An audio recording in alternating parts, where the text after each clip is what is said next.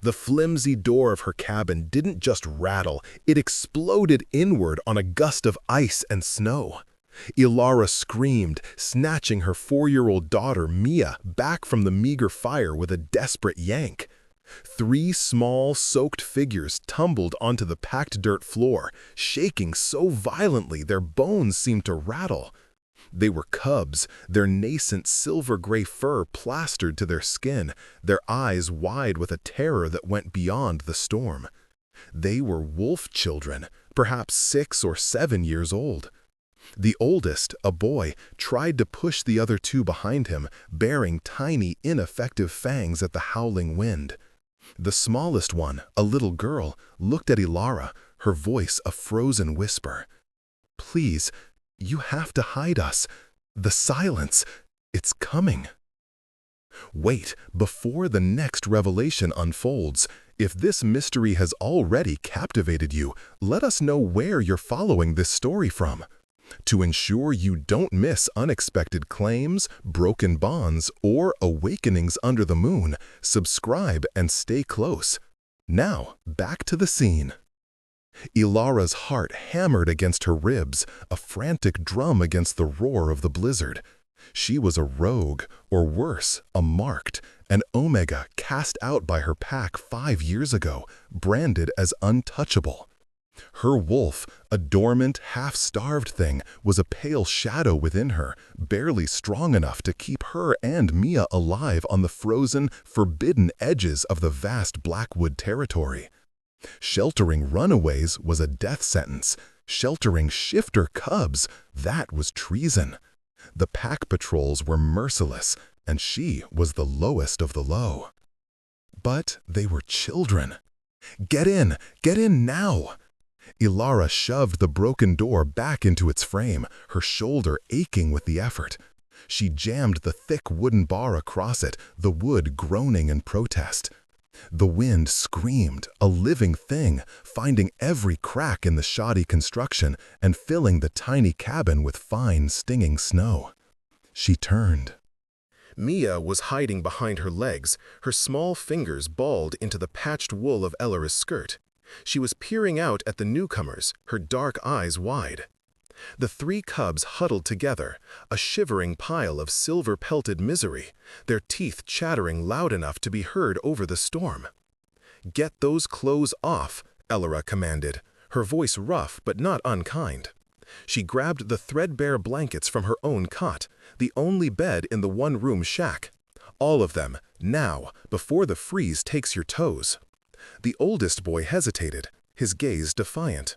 It was the ingrained arrogance of an alpha-born, even one so young. "We don't take orders from—" He stopped, his gaze sweeping over the tiny, impoverished cabin. He saw the single cot, the half-empty sack of potatoes by the hearth, the small, struggling fire. His bravado crumbled, replaced by a shame that was almost as painful as the cold. "Please, miss, don't let him find us." "Who is him?" Ilara asked, kneeling. Her own knees cracked in the cold. She didn't wait for an answer, instead starting to unbutton the smallest girl's frozen tunic with numb fingers. The fabric was fine silk, embroidered with a crest Ilara didn't recognize, now ruined. These were not common cubs. A cold dread, sharper than the blizzard, settled deep in her stomach. "Our father," the middle child, another girl with the same luminous eyes, whispered. He's the king." Ilara's blood turned to ice. The Alpha King, Kalen, the ruler of all 5 territories, a wolf so powerful his rage was said to cause lightning storms. A widower who had grieved for 2 decades, a warrior, and a father. These were the royal heirs. Her first instinct was primal, Omega terror, run. Her second was equally strong, protect Mia. She should throw them out, right now. She should unbar the door, throw them back into the snow, and pray the king's guards found them before they froze. Maybe, just maybe, she and Mia would be spared. To be found with them, it was an execution. But the little girl she was undressing, Lyra, looked up, her eyes a startling, luminous gold, identical to the king's. She wasn't just cold, She was bruised. A dark, ugly, hand-shaped mark coiled around her small wrist. Ilara's dormant wolf, the broken Omega within her, let out a pained whimper. It was a feeling she hadn't had in 5 years, the urge to protect a pack cub. "He didn't do this," the oldest boy, Torin, said quickly, his voice harsh. He saw where she was looking. It was her, Lady Isolde, the one he's supposed to mate. She said we were inconvenient. Ilara's jaw tightened. She knew of political marriages, of cruel ambition. She'd been a victim of it herself. "She locked Lyra in the cold cellar," Torin choked out, his voice breaking. He was trying to be strong, but he was just a boy. Papa was away at the border. She said Omegas need to learn their place. He glanced at Ilara, realizing his insult. I mean, she was locked in for hours," the middle cub, Kale, said, his voice a low, angry rumble.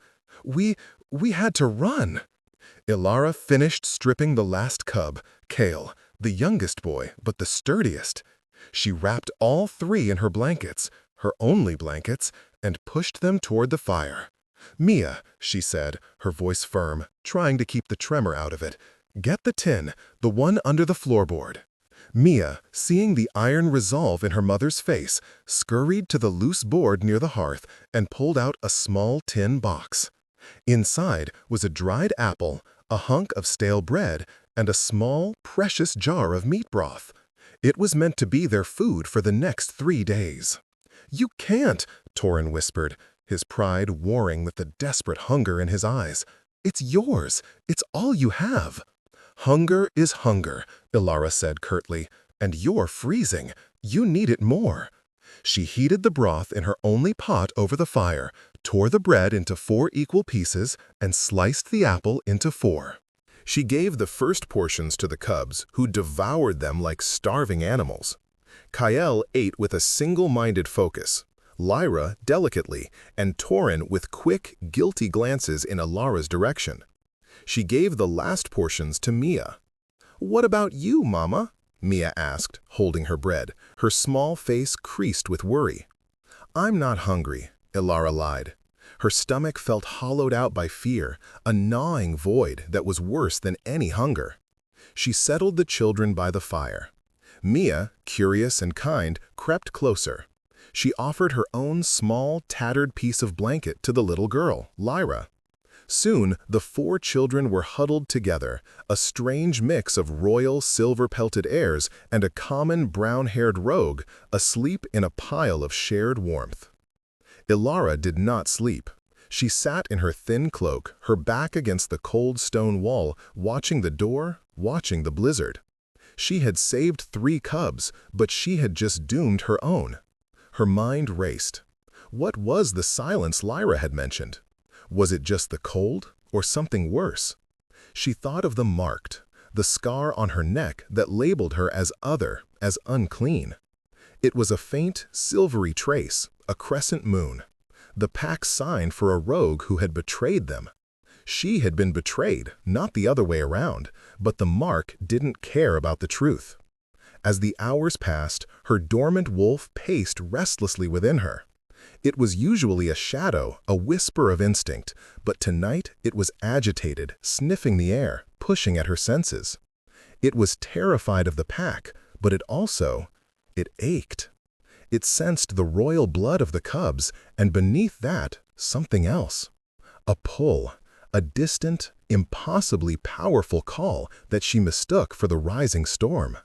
The first hint of dawn was a bruised violet light against the fresh, deep snow. The storm had passed, leaving behind a world of lethal, beautiful silence. And in that silence, Ilara heard it. The crunch of snow. Not one set of feet, not clumsy, storm-lost travelers. This was the rhythmic, heavy, disciplined tread of dozens of warriors. They were surrounding the cabin. Her breath hitched. She looked at the sleeping children. Mia's small brown head pillowed on Torin's chest. She was trapped. There was no escape. A shadow fell across the cabin's single ice-caked window, then another and another. They didn't move. They just waited. A heavy, commanding knock echoed, shaking the entire cabin. It wasn't a request. It was a summons.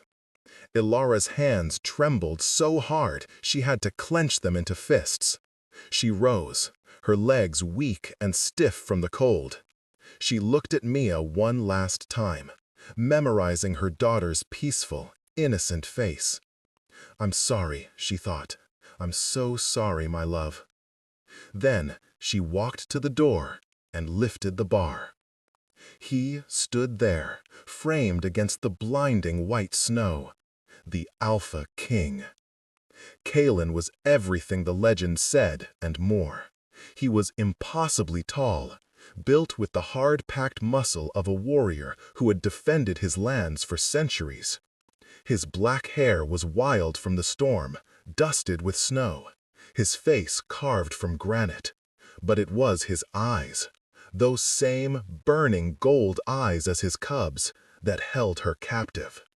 They were filled with a terrifying, primal rage, a father's desperate fear, and an alpha's absolute power.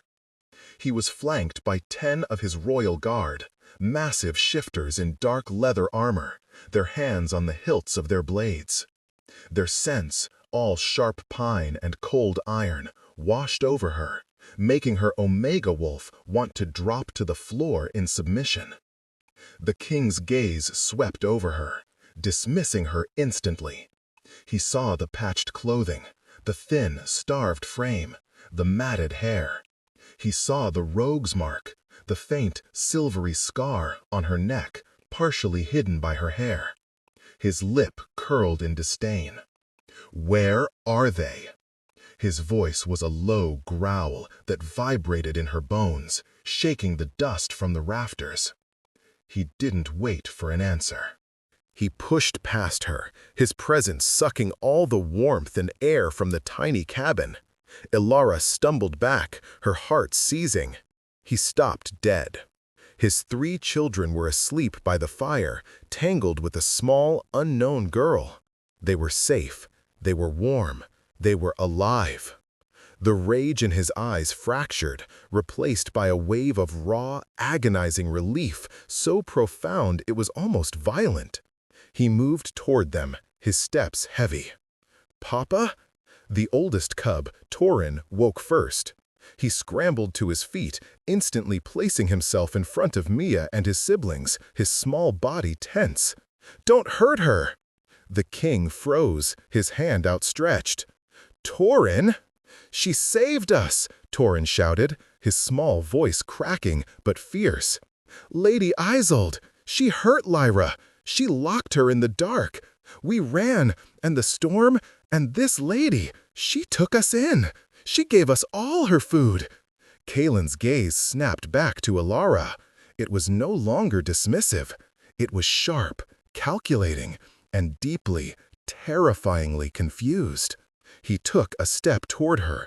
His nostrils flared. Ilara felt it then. It wasn't a jolt. It was a cataclysm, a silent, tearing explosion in her soul, a searing heat that ripped through her from her core to her fingertips. The air was sucked from her lungs, replaced by a scent she'd never known, but had craved her entire life.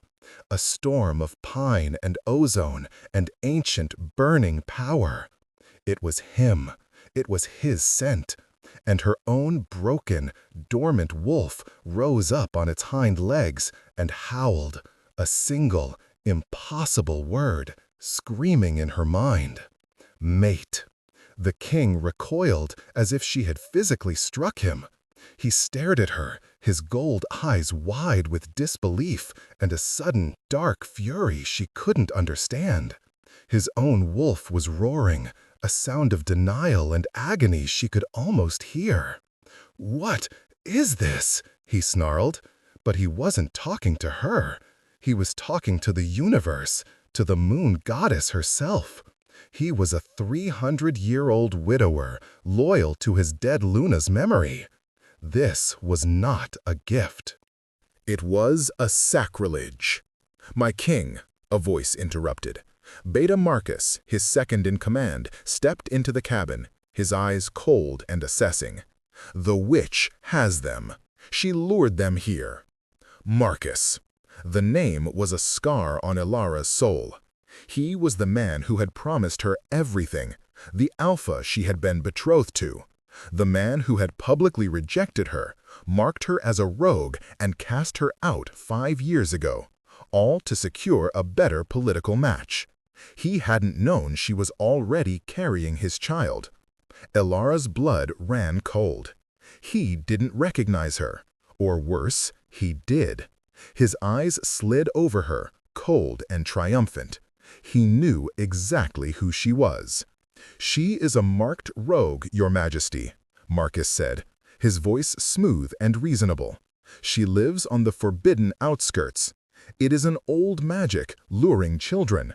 She must have planned to ransom them. The law is clear. She must be executed." Kaelin's gaze swung from Marcus to Ilara. The confusion in his eyes was warring with centuries of law. The rogue mark on her neck was undeniable.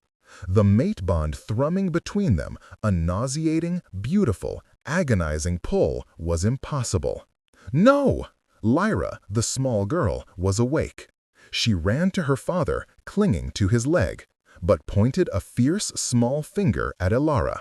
"She was good! She gave us her apple! Mia shared her bed!" Kaelin looked down at his daughter, then back at Ilara, who stood pale and silent, her hands clenched at her sides. He saw the empty broth pot. He saw the single cot, now bare of blankets. He saw the 4 apple slices. He saw the way Mia, now awake, crawled into Ilara's arms, seeking protection. And he saw the bruise on Lyra's wrist. His face, which had been a mask of fury, became terrifyingly blank. It was a stillness more frightening than his rage. "Marcus," Kaelin said, his voice lethally soft, "take my children and the guards. Return to the citadel. Have the healers see to Lyra." "My king," Marcus protested, a flicker of panic in his eyes. He wanted her dead now. "The rogue. I will handle the rogue," Kaelin growled, an alpha command that permitted no argument. Marcus stiffened, his jaw tightening, but he obeyed. He gathered the reluctant cubs. Torin gave Ilara one last worried look. "You promised," he whispered, "that you'd be safe." "Go with your father, Torin," Ilara said softly, her heart breaking. They left. The cabin door was shut, leaving Ilara alone with the Alpha King. The space, which had felt cramped with 5 people, now felt suffocating with just 2. The air vibrated with his power and the silent, screaming pull of the bond.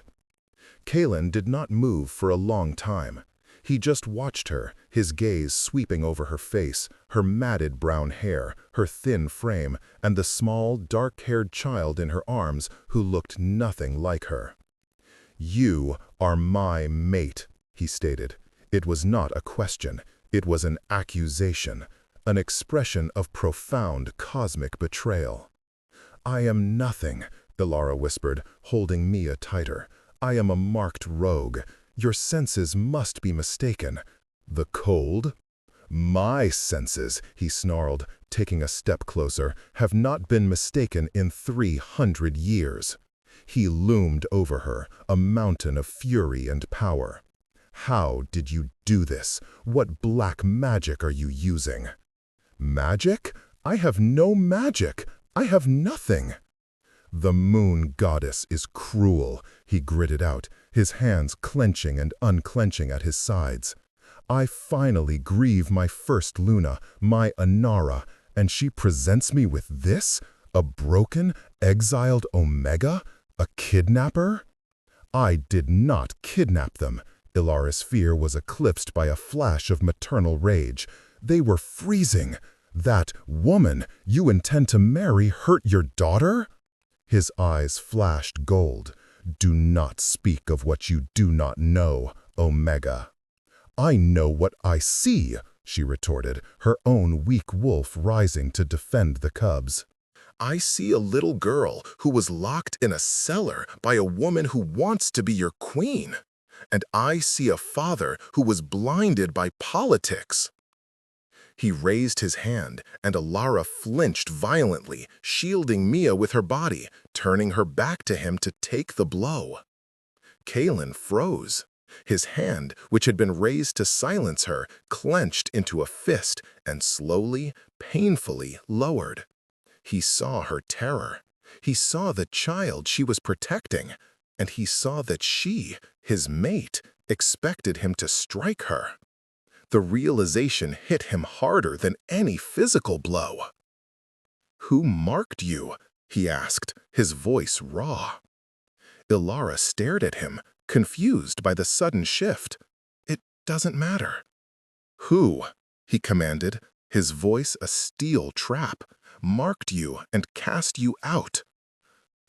"Beta Marcus," she whispered, the name tasting like ash. "5 years ago, he was my betrothed. He found a better match, a stronger line." Kalen's blood ran cold. Marcus, his most trusted advisor, his oldest friend. Marcus, who had been the most vocal about executing her. "He rejected his true mate," Kalen said, the pieces falling into place with sickening clarity. "A sin against the goddess. And he exiled her while she was carrying another's child." His gaze dropped to Mia, his eyes narrowing. Ilara's breath hitched. The desperate, necessary lie sprang to her lips. He didn't know about Mia. She was from before. She could not, would not reveal Mia's parentage to the man who had destroyed her. Kalen stared at her, his wolf warring with his mind. His instinct screamed that she was his. His law dictated she was a rogue.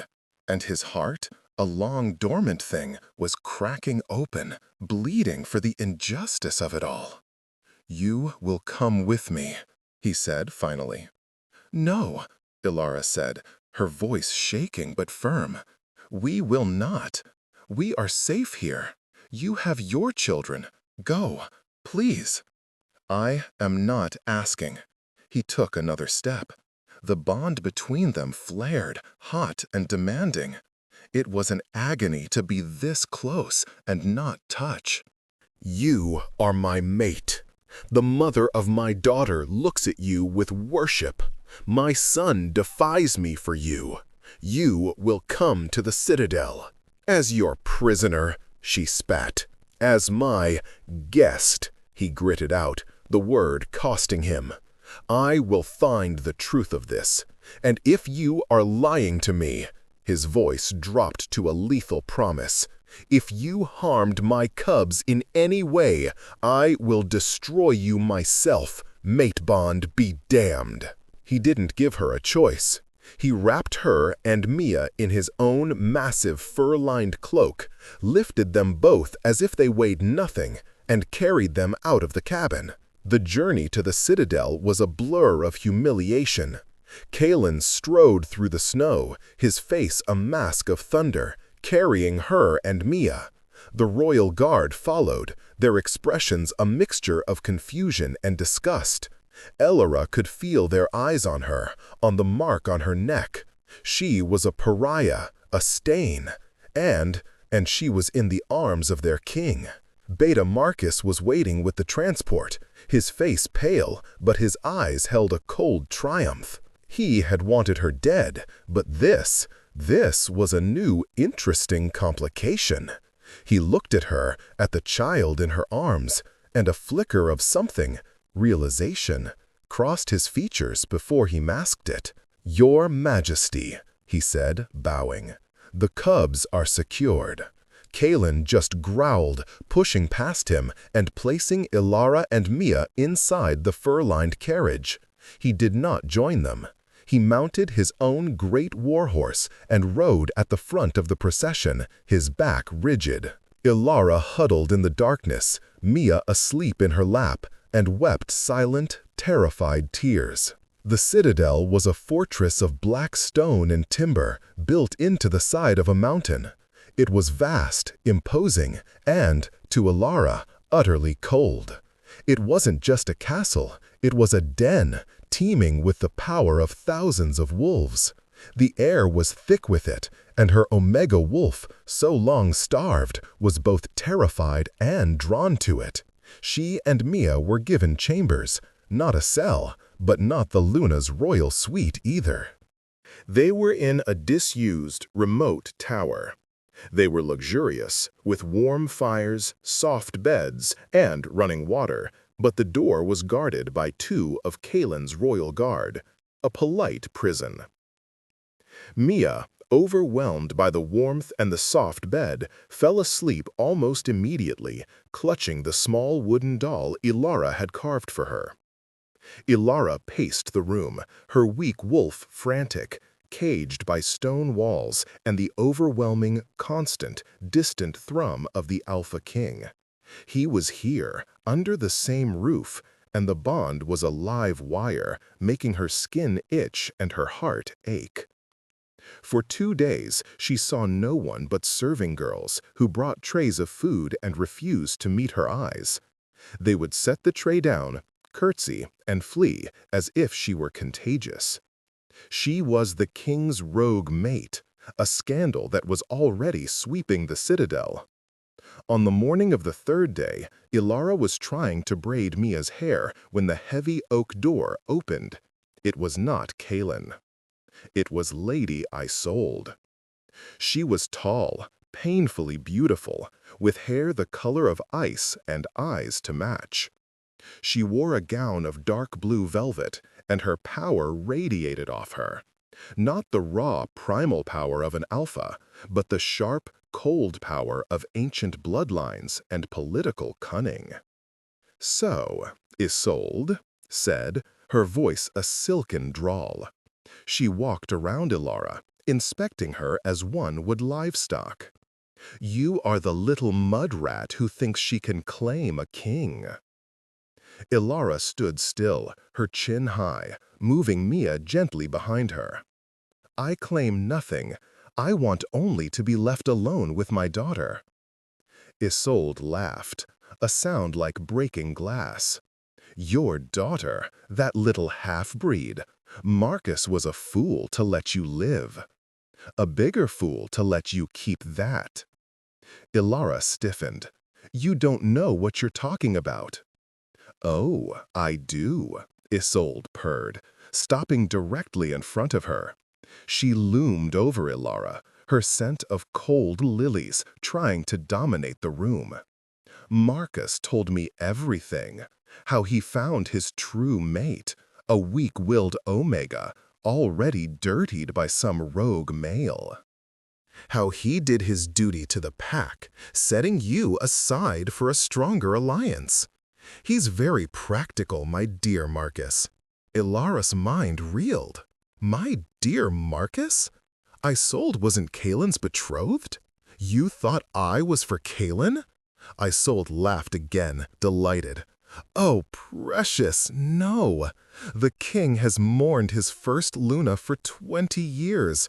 He shows interest in no one. My alliance is with Beta Marcus. When he takes over, well, Kalen is old. His heirs are young. Accidents happen." The cold-blooded ambition in her voice terrified Ilara. This was treason. "But you," Isolde continued, her eyes hardening, "you are a complication. Kalen hasn't left his study in 3 days. The pack is restless.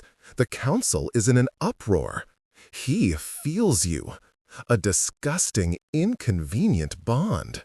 She leaned in, her smile vanishing. "He will not choose you. He cannot. The council would never accept a marked rogue as Luna. He will reject you. It is the only way to save his pack from civil war. And when he does, you and your little whelp will have nowhere to run." "What do you want?" Ilara whispered. I want you to make it easy for him, Isolde said. I've arranged a hunting accident. A transport will be waiting for you at the South Sally port at midnight. Take your child and disappear. Go to the human lands. If you are ever seen in shifter territory again, I will personally gut that little girl and feed her to the hounds. Am I clear? Ilara stared into the woman's merciless eyes. She knew it wasn't an idle threat. He will hunt me, Ilara said, her voice numb. Let him, Isolde smiled. He will be angry for a week, and then relieved. He will be free of the rogue mate scandal. He will lean on Marcus for support, and the world will go back to the way it was meant to be. The door opened again, and Isolde straightened up, her mask of civility slipping back into place. It was Kalen. He looked exhausted. His hair was unkempt, his jaw dark with stubble. He ignored Isolde completely, his burning gaze fixed on Ilara. He looked like a man who hadn't slept, a man at war with himself. "Leave us," he commanded. Isolde curtsied deeply. "My king, I was just welcoming our guest." She swept out of the room, leaving a trail of icy perfume. Kalen waited until the door was shut and the guard's footsteps receded. "She threatened you," he stated. Ilara lenched, turning away from him. I don't know what you mean." "Do not lie to me!" he roared, and the windows rattled. Mia whimpered in her sleep and burrowed under the covers. Kalen visibly fought for control.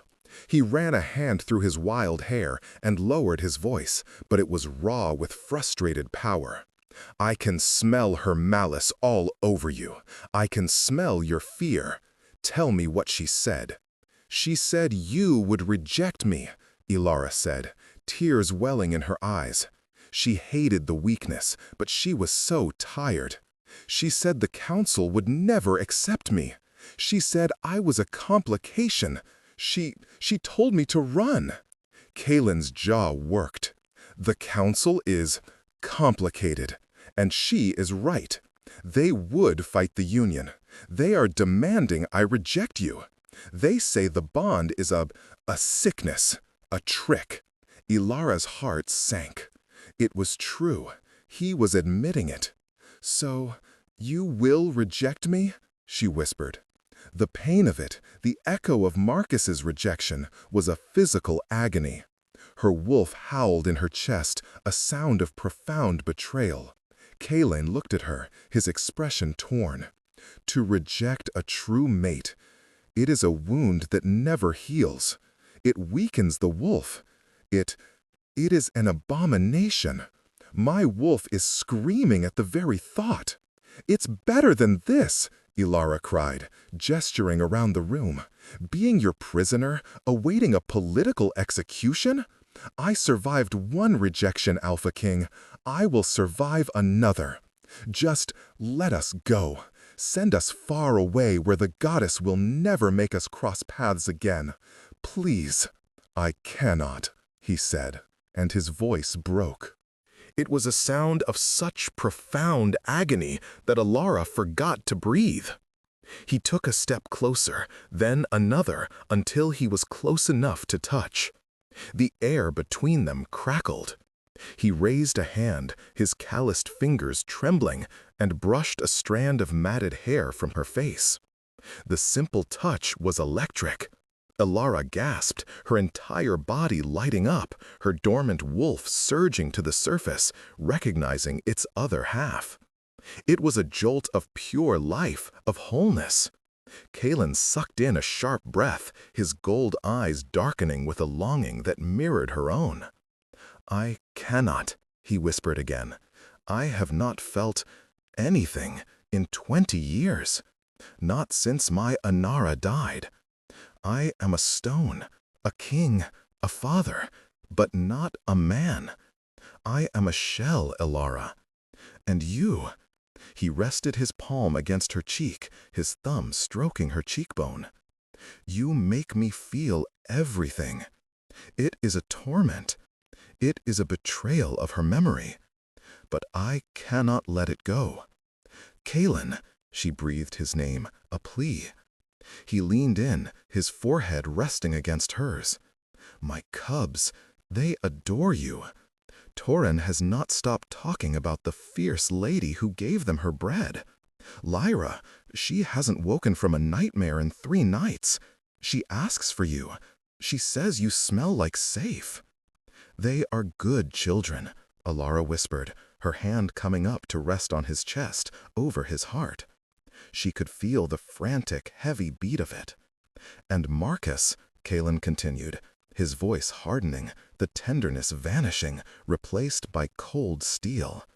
I confronted him. Alara's blood ran cold again. What? I asked him why he wanted a rogue witch executed so quickly. I asked him how he knew you. He lied. No man, not even a beta, can lie to an alpha king who has him by the throat. What did he say? He confessed, Kaelin growled, his eyes flashing with a darkness that spoke of alpha interrogation. He admitted he rejected his mate, you, to secure an alliance with Lady Isolde's family. He admitted he framed you for theft of pack stores, a lie, to have you marked and exiled so you could never contest his new union. He told you this? I encouraged him, Kaelin said. He thought he was securing his position. He told me everything, including the truth about your daughter. Ilara tried to pull away, but he held her fast, his hands moving to her shoulders. No. He said he rejected you, and you fled into the woods. He said he hunted you, not to bring you back, but to silence you. He couldn't risk his true mate, his Omega, being alive to challenge his new Alpha betrothal. But he found you already in labor, in a snowbank. He watched you give birth, and he left you. He left you and his own newborn child to die in the snow. Ilara was sobbing now, great, racking sobs, the trauma of that day, of Mia's birth, overwhelming her. A flashback hit her with the force of a blow. The snow, the pain, the terror. Seeing Marcus on the ridge, his face impassive as she screamed for help. Seeing him turn his back and walk away. He said if I ever told anyone, he would finish the job, she choked out. Kaelin's growl was a promise of murder. He pulled her against his chest, his massive arms wrapping around her, shielding her. His wolf was in full control, a protective, possessive rage pouring off him in waves. He will never touch you again, he vowed, his lips against her hair. He will never breathe your air again. I have him in the cells. He will face the goddess's judgment at dawn. But Ilara's relief was cut short by Isolde's words. My alliance is with Beta Marcus. When he takes over... Kaelin, no, she said, pushing against his chest with all her might. You don't understand. Isolde, she's allied with him. She wasn't after you, she's after him.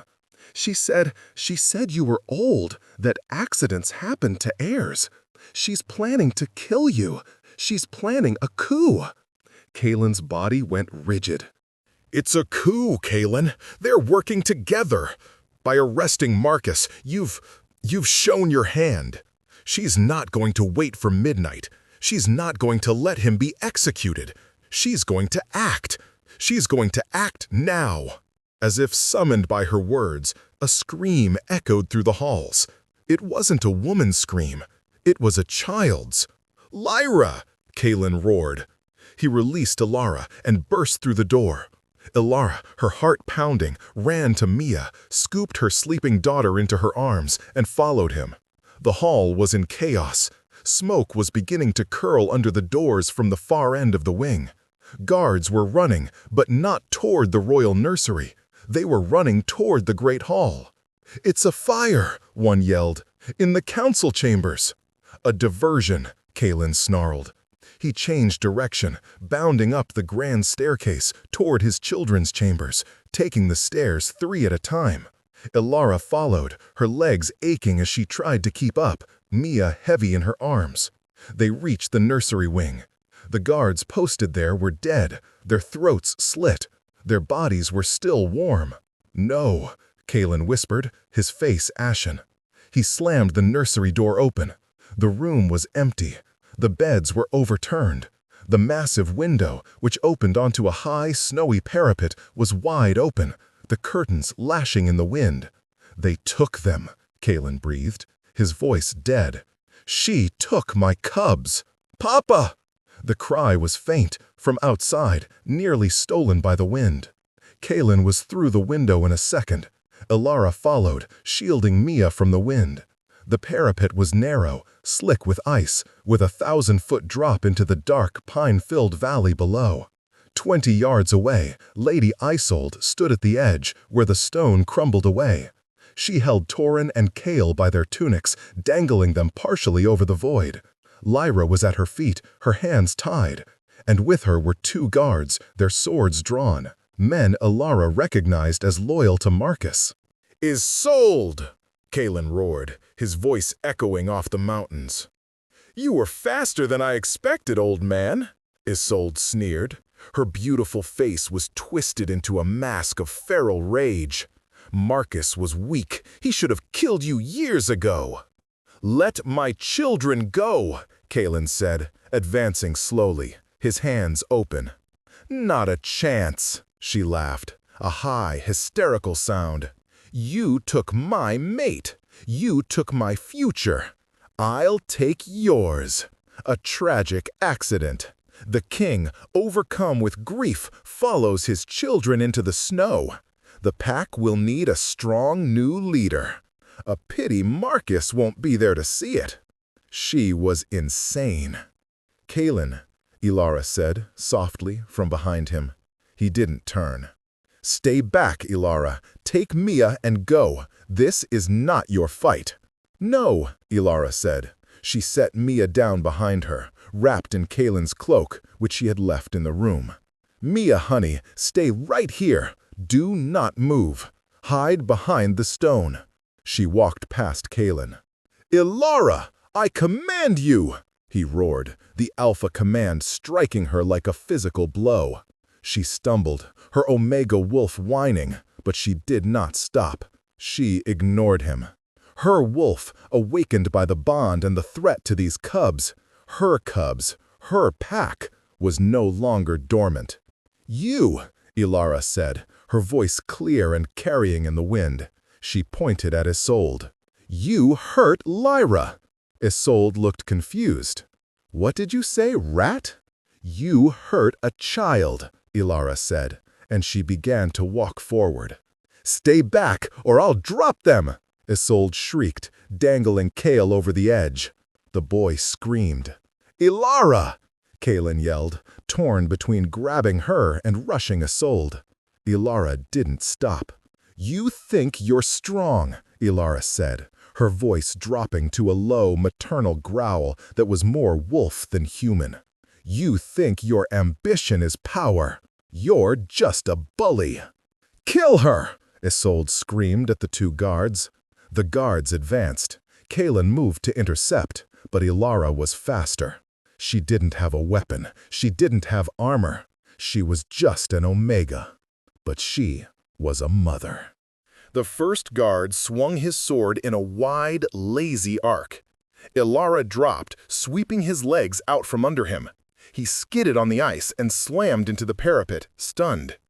The second guard lunged, more careful, his sword point aimed at her heart. Ilara moved inside his guard, her hand grabbing the hilt of his own dagger at his belt. She slammed her head into his face, breaking his nose with a wet crunch, and wrenched the dagger free as he fell, screaming and clutching his face. It was brutal. It was desperate. It was a fighting style born of 5 years of surviving poachers and rogue males in the woods. Kalen stared, stunned, for half a second. That was all Isolde needed. With a scream of pure hatred, she shoved Kale over the edge. "No!" Kalen roared, lunging. He was too far. Ilara threw the dagger. It wasn't aimed at Isolde. It was aimed at the stone wall just above her. It embedded itself, and Ilara, in the same motion, launched herself forward, not at Isolde, but at the children. She tackled Lyra and Torin, her body covering theirs, just as Kaelin slammed into Isolde. The Alpha King didn't hesitate. Isolde had a blade of her own now, a thin stiletto, and she lunged for his heart. He caught her wrist, the sound of bones snapping echoing in the wind. He didn't wound her. He didn't arrest her. He struck her once, a blow fueled by pure paternal rage, and threw her from the parapet. Her scream was cut short by the landing, far, far below. He spun around, his heart in his throat. "Cale! Papa!" He looked over the edge. There, 10 feet down, Cale was clinging to a snow-covered root, his small hand slipping. I can't hold on!" "Ilara, watch the cubs," Kaelin ordered. He began to climb down. "Kaelin, wait!" Ilara yelled. "The stone is loose!" As if to prove her point, the section of rock Kaelin was testing crumbled. He was too big. His weight would bring the whole ledge down. "I can't hold on!" Cale cried again. "Torin, Lyra, do not move," Ilara commanded. She handed the stolen dagger to Torin. "If those guards wake up, you scream." "Where are you going?" Torin asked, his eyes wide. "To get your brother." Before Kaelin could protest, Ilara was over the side. She was light, her movements quick. She found handholds he couldn't, her smaller body moving like a spider across the ice-slick stone. "Ilara, no! It's too dangerous!" Kaelin bellowed from above. "He's slipping!" she yelled back. She reached a ledge just above Cale. "Cale!" she called. "I'm right here!" He looked up, his face streaked with tears. "I'm scared!" "I know, but you're a big, strong wolf. I need you to be brave for one more second. I'm going to swing down. When I do, you let go and I'll catch you. Do you understand?" "You'll drop me!" "I will never drop you," she said, her voice raw with conviction. "I am your mother now. I promise." She looped her leg around a sturdy outcrop, tested it, and then, holding on to the root with one hand, she inverted her body. "Now, Cale, let go!" He whimpered, then did as she said. He fell. Ilara caught him, her arms screaming in protest as his full weight was added to hers. She felt her shoulder pop from its socket with a sickening, wet crunch, but she held on. For a terrifying second, she dangled, one arm holding her, one arm holding him. Black spots dancing in her vision from the pain. "I've got you!" she gasped, locking her arm around his chest. "I've got you!" Above them, Kaelin's face appeared. "Ilara!" "I can't climb up with him," she yelled. "My shoulder, it's out!" "Hold on." He disappeared. A moment later, a thick rope, taken from the guard's supplies, tumbled down. "Tie it around him, then you." Ilara managed, her fingers numb, her left arm useless, to secure the rope around Cale's waist with one hand. "Pull!" she screamed. Kaelin and Torin hauled the little boy up. As soon as Cale was safe, they threw the rope back. Ilara tied it around her own waist and let Kaelin pull her to safety. She collapsed on the parapet, gasping, her body shaking from pain and adrenaline as all 3 cubs piled on top of her, sobbing. Kaelin knelt beside them, his hand shaking as he touched her face, his eyes shining with a mixture of terror and raw adoration. "You're magnificent," he breathed. "Mama!" Mia, who had been silent through the whole ordeal, ran from her hiding spot and joined the pile, burrowing her face into Ilara's neck. Kaelin looked at the 4 children clinging to the marked rogue. He looked at the bodies of the traitors, at the blood on the snow. He looked at Ilara, his mate, who had just saved his line. He made his decision. He gently disentangled Ilara from the pile, lifting her to her feet, supporting her when she swayed. He pulled Mia into his own arms, settling her on his hip as if she belonged there. Then, in front of his children and the waking, groaning guards, the Alpha King knelt in the snow. He took Ilara's cold, bruised hand. "Ilara of the Blackwood," he said, his voice formal but shaking with emotion. "You were rejected by a fool. You were cast out by a broken law. But you were found by my children, and you were found by me." "Kaelin," she whispered, her eyes wide. "The council will not accept you," he said, his voice raw. "They will fight me. They will say a marked rogue cannot be Luna." I understand," she said, her heart breaking.